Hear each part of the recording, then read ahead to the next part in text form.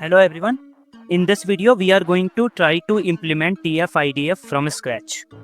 Now, the idea of this video is to learn the inner workings of the vectorizer, especially TF-IDF, which we are going to do in this video. And in some other video and later videos, I might implement some other vectorizers as well from sklearn or from other packages such as Gensing.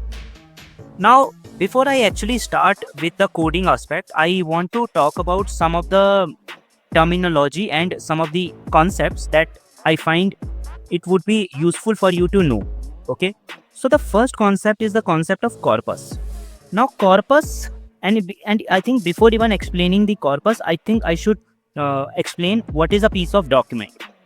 A piece of document can be anything, and as the name suggests, it is a text. Okay, now this text word is a relative term, okay, because and it depends on how you define your document in relation to the problem you are trying to solve.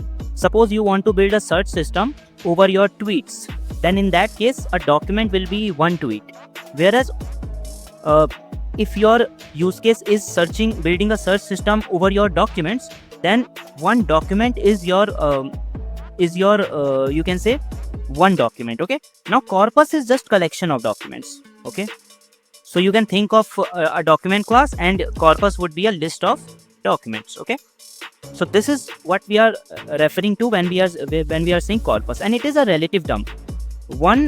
So for example, in a system where you want to build a maybe a system where users can search within a book, now in that case chapters can become one document. Okay, chapter can, and then we can have a list of chapters as my corpus. Okay, you get the idea that document and corpus is something that depends on the use case that we are dealing with. Now, the way to build a search system, because I like to think about vectorizer, and I feel that thinking about vectorizer goes well with thinking about a search system problem. Okay, so vectorizer can be, what I am trying to say is vectorizer can be understood best with a search system analogy. Now, if I have to build a search system, what I want to do is because computers don't understand text as raw text. What we want to do is we want to somehow turn these into numerical form. So what we do is we turn a document into a vector. So what we have is, then we can write our corpus as list of vectors, and then things get easier. When we have a list of vectors, a search system is basically searching over that vector, and that becomes easier thanks to mathematics. We take a vector, we take a query vector, and we compute distance from all the vectors in list of vectors.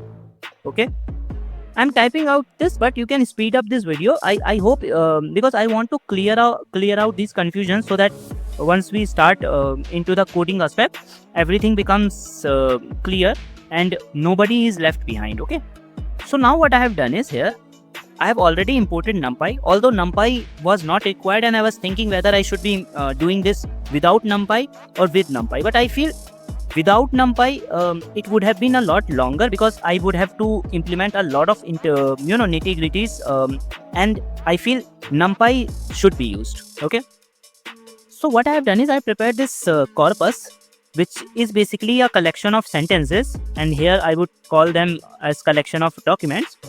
Now I want to basically vectorize these using TF-IDF, and that I can do using sklearn's TF-IDF vectorizer, or I can implement this from scratch, and that is what I'm trying to do here. All right. So what is the first step? So let's define our steps. So step 1 would be to build the vocabulary. And the reason we are doing that is, what we want to do is we want to find out all the unique words which are used in this entire corpus. What will happen is, let's say I get 20 unique words, then my vector vector will be of dimension, my vector will be of dimension 20, which means I will have a 20 numbers once I am done with this whole process. So maybe something like 0.4, 0, 0 and so on. Okay, and lot of entries will be 0, and I'll tell you why a lot of entries will be 0 in a moment. Step 2. After building the vocab, we have to build a TF matrix. Now TF matrix stands for term frequency matrix. Now it is a very simple matrix. What we do is we take our corpus and we prepare a term frequency for each of my document. The way it will work is this. This is how it will work. So let's say I'm trying to build the term frequency matrix. What will be the first row? So this is my matrix, and this is my first row, this is my second row, and this is my third row, and this is my fourth row. Okay, now there are 4 sentences. Each of these sentences will have some bunch of entries. Now how many entries will I have? I have 20 entries. Why 20 entries? Because I have 20 unique words. So what I will do is I will initially keep all of these as 0, because most of these will be 0. Next, what I'll do is I'll try to look at each word within my current document, and I'll look at what is the index of that word within my 20 unique word. So let's say that within that 20 unique word, it comes at second position. Then in that case, what I'll do is I'll simply add the count 1. Okay. Then sky. Suppose sky exists in third position. Then I will add this count as well. And then I'll do this for the entire sentence. And then I'll move to the second sentence, second document. And similarly, I'll do the same with this as well. Now notice here, the exists in second sentence as well. And I assume that this the exists at second sentence, second index. So in that case, 1 will append here as well. So you get the idea, right? So I'll just comment it out now. And if let's say a document contains multiple occurrences of the, then it will be, let's say 2 occurrences would mean 2 will come here. I hope it makes sense. After building this term frequency, next we will build a IDF matrix. Now IDF is not a matrix actually.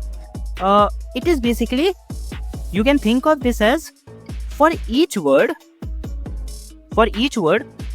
we try to compute its rarity. Rarity. How rare that word is throughout the corpus. Now notice here, this particular matrix or vector, whatever you can call it, this word, this is not dependent upon the current document. Whereas the term frequency for each word, the term frequency would depend on the current document that we are dealing with. It would basically compute the rarity index, that is IDF, for each of the word which are there in our vocab. Okay. Now how will I compute that? That formula looks scary. Let me show you. TF-IDF formula. TF-IDF formula. That formula might look scary, but let me explain you the rationale behind that. So this is the formula that we are dealing with here. So notice here, forget log for now here. The only thing that you should focus on is n and df of x. What does these two mean?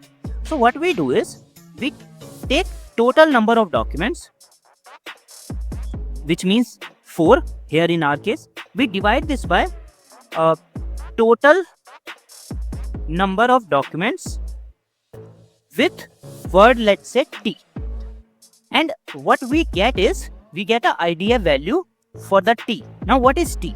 T is a word. So take any word t. So for example, t can be sky. So the IDF value of sky will be total number of documents, which means so IDF value of sky would be total number of documents. How many documents? 4. It will always remain same. And how many times sky comes in? How many documents sky is present? So 2 is the document, which means IDF value is 2. Now currently I am not assuming the log part. The only thing, so log does some sort of normalization and all, you should not worry about that. Okay, alright. I hope IDF makes sense. Now in this manner we compute the IDF value for all the words which are there in the unique vocab. So you can think of this as we compute IDF of sky, IDF of the, Now notice here what happens when I compute the IDF of the. Now the exists in all the documents, which means it would basically be computed as 4 by 4, which is basically 1. You notice this IDF of sky is larger than IDF of the. What does that mean? That means sky is more important word than the. The is very common word, so you can think of as this as common word, and it's very rare word. And a rare word is more important for us because that basically determines the quality of our search system, and that determines the basically. So in past days we used to build this classification models based on spam classification models, and in that case, if my tweet contains a negative word and that negative word might not be present in the entire corpus, so in that situation we say that that negative word is a very rare word and it has the potential to to make a given document as positive or negative. Okay, I hope it makes sense, right? Okay, so now we compute IDF value for all the words. Okay, this is how we do. Now why do we take log? Again, that is something you should not worry about. That is done to make some sort of normalization process. Now also one more thing, there can be a situation where this a particular word is not there in any of the document, then in that case the denominator will be 0. So to take care of that, what we usually do is we add 1. So if let's say this is 0, then we don't have a situation of divide by 0. I hope it makes sense. So we usually in the formula we add this by 1 just to avoid the situation of dividing by 0. Finally, we compute a TF IDF matrix. Now what is this matrix? This matrix is just like this. Basically each row is corresponding to each document. So what I have is this.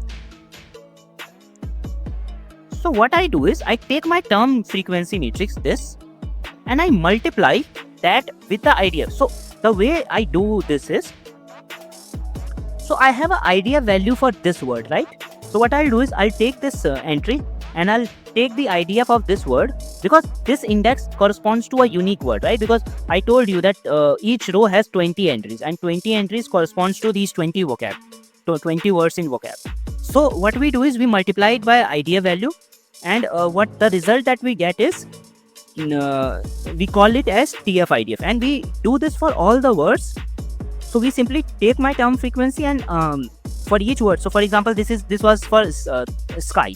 Now I will take my IDF value for sky and I'll just multiply it. So 0 and then 2 multiplied by 1, which means 2, and so on and so forth.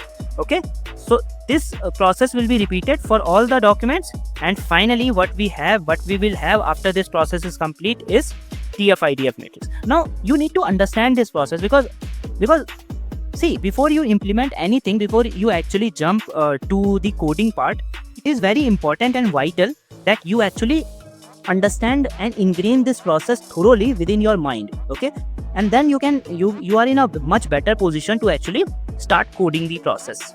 Okay, let's now start with the coding part. Now first step is building the vocab. So I'll take my corpus and I'll build the vocab. So how can I build the vocab? So what I can do is I can loop through my sentences, or maybe I should say documents. So for doc in my corpus, let's try to print doc for now. Let's build it step by step. So I can see my doc, right? Now let me split my doc on space. Although in packages like sklearn or some advanced machine learning and vectorization packages, this process of splitting this document into tokens is a much more involved process, and a separate video can be made just to explain this part. But for now I'm keeping this very simple, and I'm assuming that this split is going to happen on space. So if I print this, you will see all the words are appearing here. Now you see this, that multiple words are appearing, you can say in multiple sentences, multiple documents, which means we need to have some sort of deduplication process. Okay, now the way to do this deduplication by default in Python is using set. Okay, so rather than using list, we can use set. So now what we can do is we can loop through word. So for word in doc.split, I can simply print my word. So I am able to print all the unique words. Now currently notice that all the words are in smaller case, right? I don't need to think about changing the case of each of my words. So what I can do is I can take my word and I can so for now I can assume that all of these words are already in smaller case. Now I need to append it somewhere. Now how can I append it somewhere? List offers a method to append, but set does not. Set has a different method. So what I'll do is I'll initialize a set, and now I cannot use this kind of initialization, because this initialization defaults to dictionary. So that is why I will have to use set. Then I will do vocab. One second. Vocab dot add, and I'll add the word here. And let's try to print the vocab and see what are we getting. So we are getting this, and I feel this is already sorted. Let me see. Yeah, I think it is already sorted, so I don't need to sort it. So now let me check the length of vocab, and this will tell me the what? It will tell me basically the dimension of my vector. Okay, now let's build the TF matrix, which is term frequency matrix. Now how can I build term frequency matrix? You can build it obviously from scratch.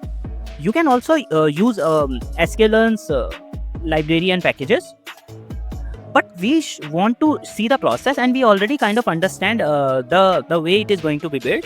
So the way it is going to be built is, let's try to think about a document. So let's say I have a document called first document, which is the sky is blue, and suppose I want to turn this into a vector, the vector that I just talked about. How can I go about it?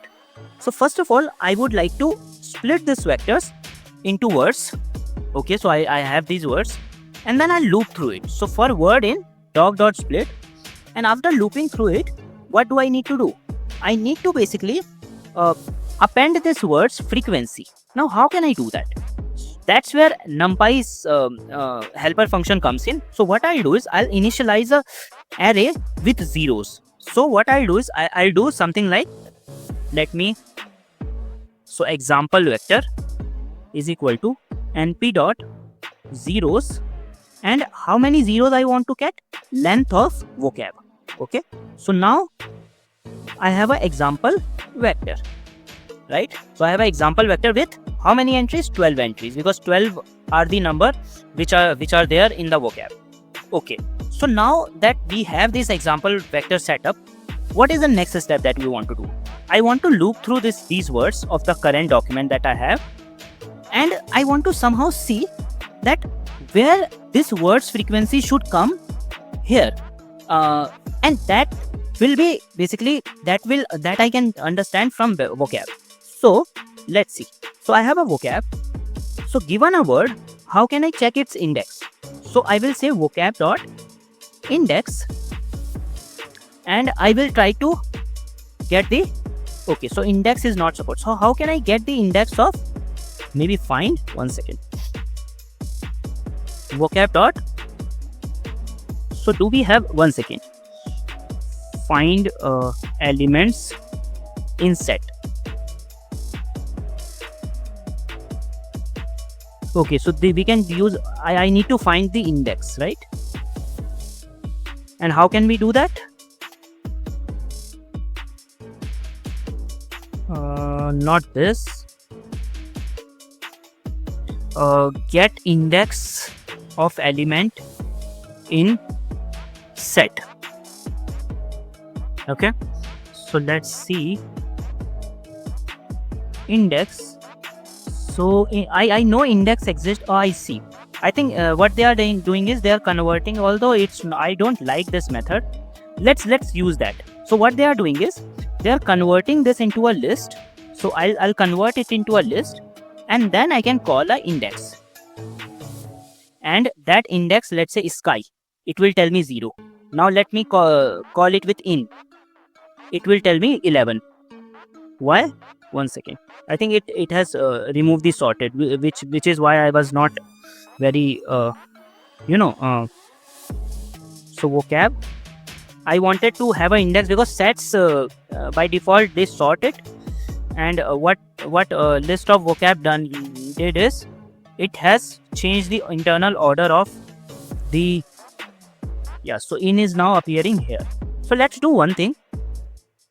Let's sort this. So now in is appearing here.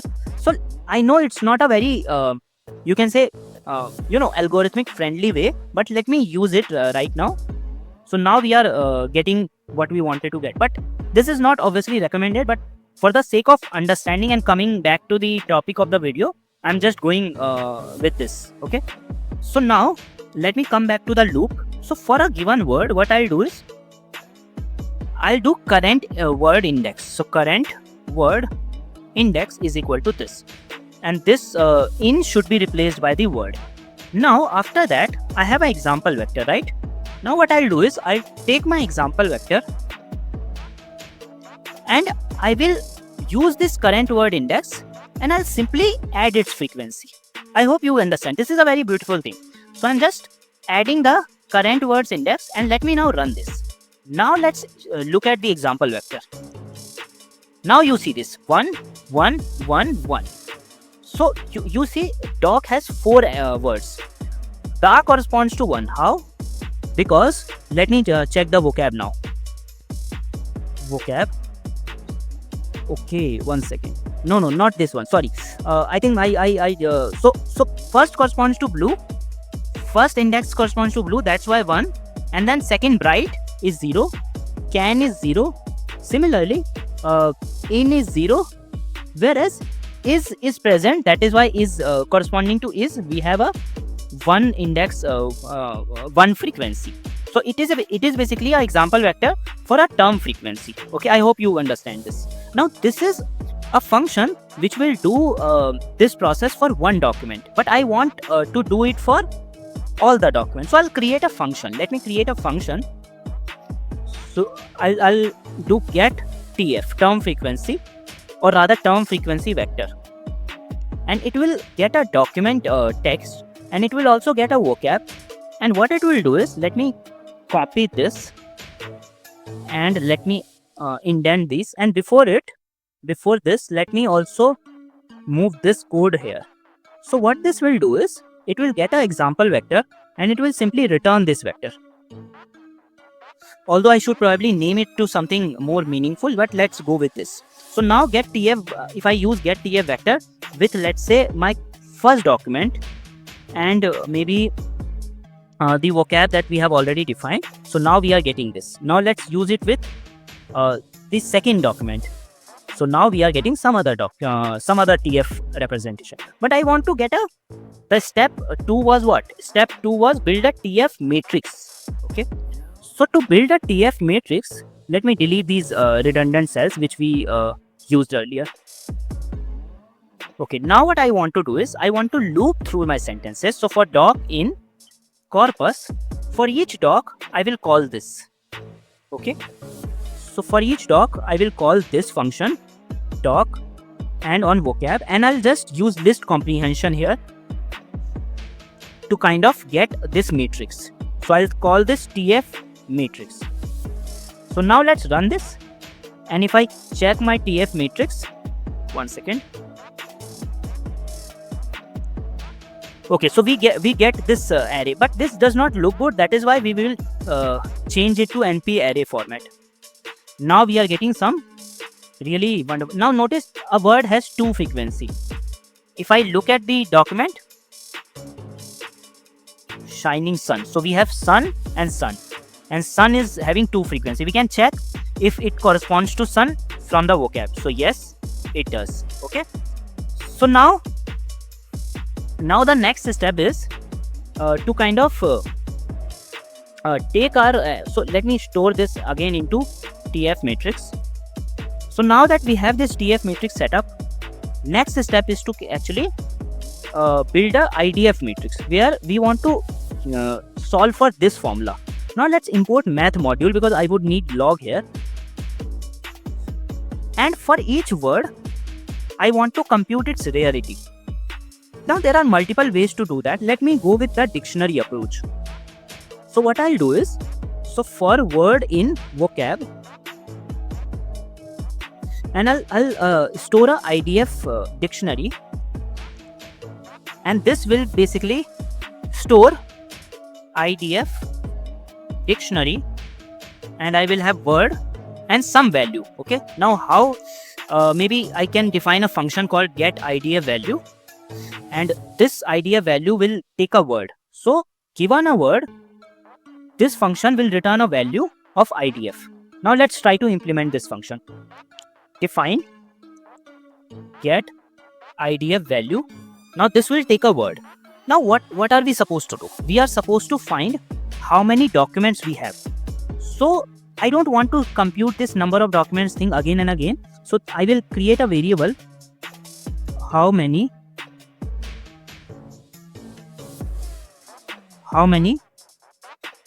documents, which will be length of corpus. Okay, so this is defined. Now I want to find out how many sentences, how many documents contains this word. So how many documents with word. Okay, and I'll initialize it with 0. So I'll loop. So I should probably pass corpus as well here. Okay, so for doc in corpus, for now I am going with simple in based matching.